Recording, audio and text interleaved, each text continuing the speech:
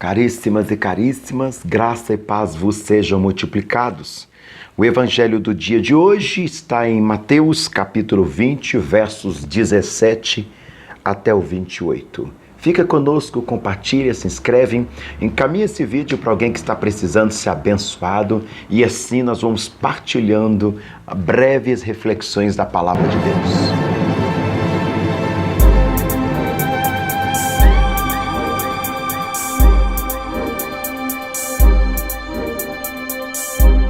Proclamação do Evangelho de Jesus Cristo, segundo Mateus.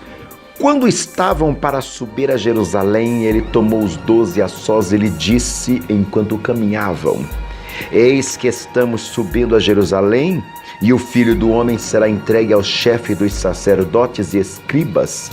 Eles o condenarão à morte e o entregarão aos gentios para ser escarnecido, açoitado e crucificado, mas no terceiro dia ressuscitará. Então a mãe dos filhos de Zebedeu, junto com os seus filhos, dirigiu-se a ele, prostrando-se para fazer-lhe um pedido. Ele perguntou: Que queres? E ao que ela respondeu: Dize a estes meus 2 filhos, se assentem um à tua direita e o outro à tua esquerda no teu reino. Jesus respondendo disse: Não sabeis o que pedis? Podeis beber o cálice que eu hei de beber? Eles responderam: Podemos.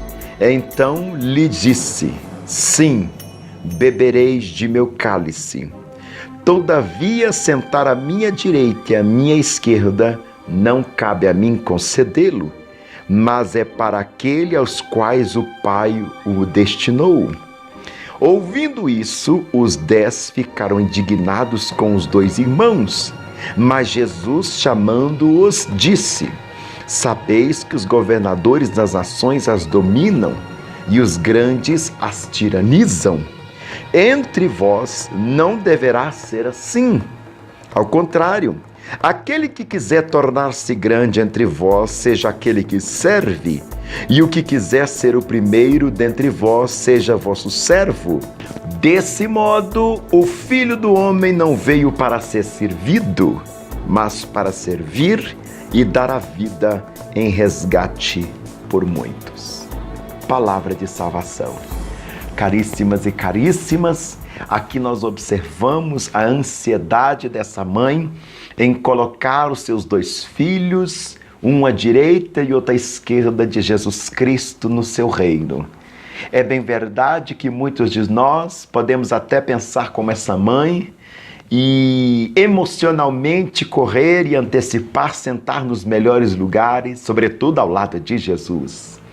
A diferença é que Jesus começa a nos questionar: mas vocês vão ter coragem de beber o meu cálice? Ou seja, vocês vão estar preparados para passar tudo aquilo que está separado para mim? Vocês têm coragem de beber comigo da minha porção? Aqui entra uma perspectiva da inocência, de quantas coisas nós queremos, de quantas coisas nós ovacionamos, e na maioria delas a gente nem sequer faz questão de que há um caminho a se percorrer para chegar lá. Eu não acredito nesse negócio de que a gente tem que pagar um preço, não no sentido objetivo, porque na cruz do Calvário o preço já foi pago para a salvação, mas sim devemos pagar um preço, e eu estou falando aqui um preço da santidade, do sacrifício, dos jejuns, da oração, da meditação da palavra, e essas coisas são caríssimas nesse sentido, evidentemente, porque não se cumpre aquilo que Deus está nos dando. Mas dentro dessa orientação nós também podemos observar que nós somos muito inocentes, muito afobados nas coisas que nós estamos querendo. A gente quer sentar nos tronos, mas qual é a medida que está separada para aquele que se assenta no trono?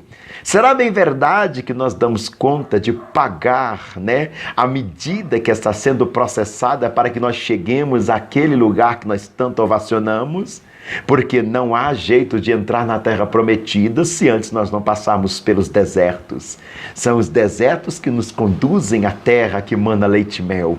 Então, dentro dessa orientação, Jesus parte do pressuposto em dizer-nos: pelo visto, você não está sabendo o que está pedindo, porque pede o finalmente, mas não quer pedir o caminho. E dentro da orientação que Jesus nos dá, nós podemos perceber que o próprio Senhor Jesus tem um ministério. É por isso que ele vai dizer: ei, eu não vim aqui para ser servido, eu vim aqui para servir. A palavra ministério quer dizer serviço. O ministério de Jesus na cruz do Calvário é serviço a toda a humanidade do programa de Deus da salvação, e a humanidade pode se servir e deliciar-se nesse programa de salvação que está sendo servido pelo próprio Deus na pessoa bendita de Jesus Cristo.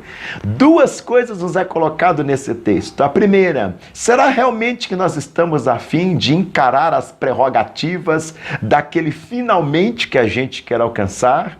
E segundo, e quando nós alcançarmos essas prerrogativas, será mesmo que a nossa preocupação é ser entronizado, é ser tirano, é ser mandatários, como os ímpios fazem, como os fariseus, os pagãos, etc, etc, eles vão fazer?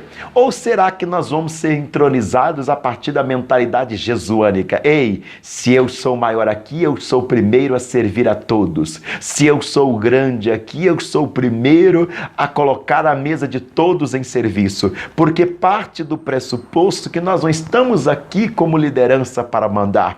A liderança em Cristo Jesus, ela é simplesmente para ofertar. Ofertar-se a si mesmo, ofertar as suas lágrimas, ofertar momentos de oração, ofertar momentos de intercessão, ofertar momentos de ajuda aos pobres, ofertar momentos de consolo, ofertar inclusive a própria vida para que o outro viva e viva em abundância.